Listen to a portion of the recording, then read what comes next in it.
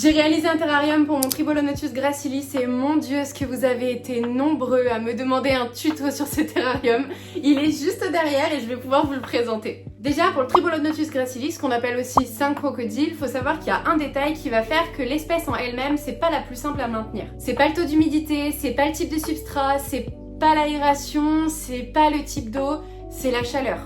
Parce qu'en fait, le Tribolonotus gracilis, lui, il faudra le maintenir dans des températures entre 20 et 25 degrés. Au-delà de 25 degrés, c'est beaucoup trop pour lui. Et croyez-moi, mais monter la température d'un terrarium, c'est beaucoup plus simple que la descendre. Surtout en été quand il fait 40 degrés. Le Tribolonotus gracilis, c'est un animal qui est fouisseur, mais qui est aussi très bon nageur. C'est donc un animal qui vit essentiellement au bord des cours d'eau, donc avec un taux d'humidité qui est quand même relativement haut. Ici dans le terrarium, je vais essayer de maintenir une température entre 70 et 80% d'humidité. Par contre, attention, il faut toujours lui laisser une possibilité d'avoir un endroit sec. Mais ça, on le reverra plus en détail quand je vais vous montrer comment j'ai construit le terrarium. Ici, on va parler d'un animal qui est nocturne. Donc il y en a beaucoup qui vont dire que c'est un animal qu'on peut voir à partir de fin de soirée ou début de matinée. Mais alors personnellement, ça n'a jamais été le cas. Évidemment, chaque espèce, chaque spécimen est différent, donc c'est pas parce que le mien il est comme ça que le vôtre le sera aussi. C'est une espèce qui est connue pour être particulièrement peureuse, donc ça veut dire très peu de manipulation. C'est recommandé de le manipuler une fois toutes les 2 semaines pour pouvoir quand même l'habituer à une présence humaine, mais plus ça fera vraiment trop pour lui, moins ça le rendra encore plus peureux. C'est pas agréable parce qu'on voit que pendant les manipulations, il a quand même relativement peur, qu'il est pas à l'aise, mais c'est important autant pour lui que pour nous. Ça nous permet aussi de voir un petit peu comment il évolue, s'il a des problèmes, des blessures, etc.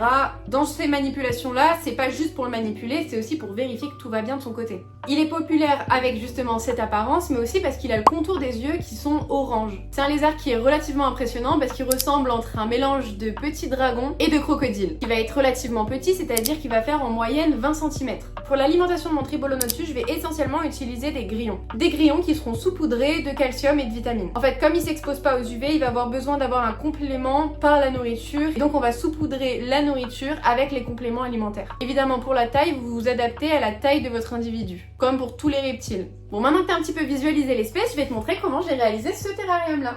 Ce terrarium, il fait 90 de long, 45 de large et 45 de haut. J'ai mis une partie terrestre où il pourra creuser, s'enfoncer, faire ce qu'il a envie, avec évidemment une petite couche de billes d'argile pour éviter l'eau stagnante. Parce qu'on rappelle, c'est un terrarium qui a beaucoup d'humidité ambiante. Ce côté-là, c'est la partie aquatique. Donc j'ai vraiment essayé de créer une partie bassin pour qu'il puisse nager correctement. Parce qu'on le rappelle, c'est un animal qui aime beaucoup nager. Maintenant, si on l'ouvre pour voir un petit peu mieux,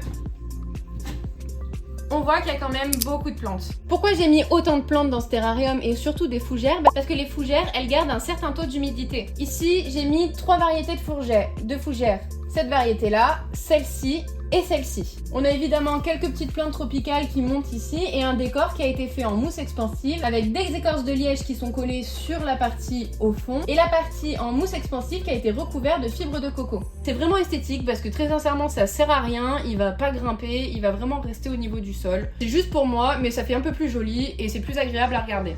Actuellement on est en hiver et dans ma pièce à reptiles en hiver ça peut descendre vraiment très bas. Genre c'est-à-dire que j'ai déjà eu un pic à 17 degrés, 18 degrés à peu près la nuit quoi. Même en journée ça peut vraiment descendre. Donc j'ai rajouté un tapis chauffant que j'ai mis sur le côté. Pourquoi est-ce que je l'ai mis sur le côté ? Parce que si je le mets en bas, le substrat il va garder la chaleur et en fait ça va bloquer ce côté point chaud. Le but c'est pas qu'il chauffe à fond mais de créer un espace où le Tribolonotus va pouvoir rester et se réchauffer un petit peu. Je l'ai mis sur ce côté là parce que ici avec l'eau garde plus facilement la fraîcheur et donc on va pouvoir avoir un point froid et un point chaud. Par contre pour la température là, histoire que ça chauffe pas à 2000 degrés, j'ai un thermostat qui est relié, on voit la sonde qui est ici. Elle est au niveau du point chaud et là par contre ça gère, ça ne monte pas au-dessus de 24 degrés au point chaud. Et ça me permet toujours d'avoir un point froid à entre 21 et 22 degrés à peu près. Évidemment en plus des plantes qui suffiront pas pour cacher l'animal, j'ai rajouté des écorces en liège. Des fois il se cache dessous mais c'est vraiment très rare, la preuve là il y est absolument pas, mais on voit qu'à des moments il s'y met. J'ai rajouté une petite noix de coco, ça ceux qui me suivent sur les autres plateformes savent que c'était un sketch. Cette noix de coco j'ai essayé de la mettre tant bien que mal mais il y va même jamais dedans et en final ça sert vraiment à rien donc c'est pas grave, au moins elle est jolie, hein. Apparemment ils aiment bien ce genre de trucs donc voilà. Comme je l'ai dit tout à l'heure, je vais avoir besoin d'un point humide et un point sec. Pour garder l'humidité, en plus des plantes, j'ai rajouté de la sphaigne. Alors j'aurais pu mettre de la mousse qui est beaucoup plus beau, mais très sincèrement, avec tous les éléments, ça sert pas à grand chose et c'est plus esthétique qu'autre chose parce que le terrarium, il est déjà pensé pour garder un maximum d'humidité et avec la sphaigne, pour l'instant, ça suffit. Le point humide, il va vraiment être autour des plantes. Finalement, c'est là où ce sera le plus important, et le point sec il va se retrouver là-dedans. Là-dedans, en fait, il y va assez régulièrement. Si je le sors, je pense même qu'il y sera, hein. Mais je vais pas le déranger parce que je l'ai manipulé il y a pas longtemps, donc dans cette vidéo je le dérangerai pas, je vous montrerai des vidéos que j'ai fait avant ça ou après en fonction du montage. Mais il va venir se réfugier là-dedans et là-dedans ce sera à l'abri de l'humidité et il pourra avoir son coin plus sec s'il a besoin d'être un petit peu plus au sec. Pour la partie aquatique, j'aurais pu faire un effet de cascade, ça aurait été purement esthétique, mais très sincèrement ça sert pas à grand chose. Là le but c'était vraiment d'avoir quelque chose d'efficace. Donc j'ai rajouté un filtre cascade, ça va permettre de filtrer l'eau, d'avoir un petit écoulement d'eau, éviter l'eau stagnante, mais un filtre classique ça aurait pu très bien suffire. J'ai voulu tester, voilà, c'est joli, on entend l'eau qui coule de temps en temps, mais c'est pas forcément ce qu'il y a de plus utile. Un filtre classique vraiment ça convient si jamais vous voulez ne pas vous prendre la tête. J'ai rajouté donc quelques plantes flottantes par dessus, quelques boutures. C'est pareil, elle se développe bien parce qu'il y a beaucoup d'humidité. Et ça va être intéressant pour le Tribolonotus parce qu'il se sentira beaucoup plus rassuré dans un espace où il sera plus caché, donc avec les racines, le feuillage, etc.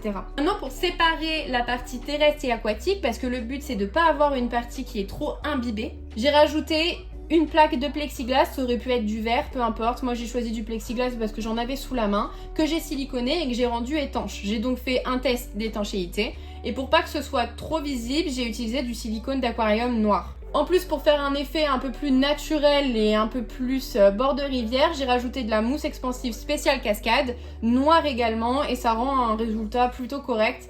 Franchement, on voit pas trop la démarcation, ça fait vraiment joli ici, un peu plus esthétique, mais ça fait un peu plus naturel aussi, donc c'est plus agréable autant pour lui que pour nous. Pour la partie éclairage, j'ai un boîtier Exotera pour mettre des ampoules, j'ai 2 ampoules, une UVB 5%.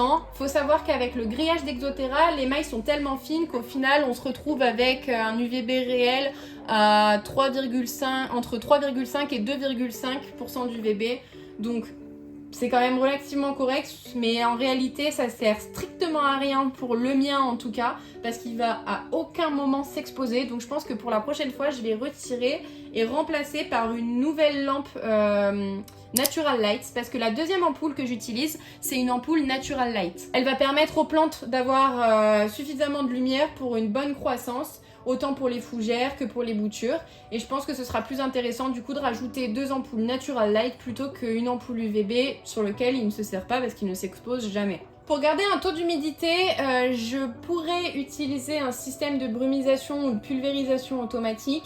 Ce serait beaucoup plus pratique quand on part une nuit ou autre, simplement pour vérifier que tout se passe bien dans le terrarium, pour vérifier l'état des plantes, pour vérifier qu'il n'y ait pas de moisissure, qu'il n'y ait pas de soucis, etc. Pour garantir en fait un terrarium plutôt sain, je préfère faire une pulvérisation moi-même le matin et le soir.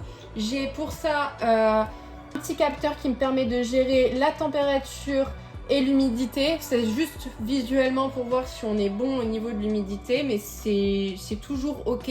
J'ai dit que je manipulerais pas brume pour la vidéo, mais si on regarde bien par là, juste ici là, il est juste là, il se cache un petit peu.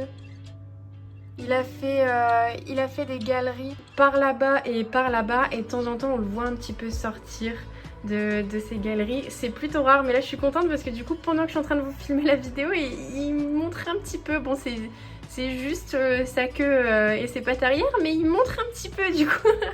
Vous voyez, il est juste là. Il est trop mignon. Non, si tu veux reproduire un terrarium un petit peu comme celui-ci pour ton Tribolonotus ou ton aspiré, bah t'as toutes les clés en main. Et sans trop vous spoil, mais je pense que la prochaine vidéo se portera sur le paludarium qui est juste ici. Dedans il y a des grenouilles un petit peu particulières. Je vous laisse deviner lesquelles c'est, mais si vous me suivez déjà un petit peu, vous savez quelle grenouille c'est. Et là aussi, vous avez été particulièrement nombreux à me demander une vidéo sur ce paludarium là. Donc j'ai vraiment trop hâte de vous filmer cette vidéo. Et je vous dis à la prochaine.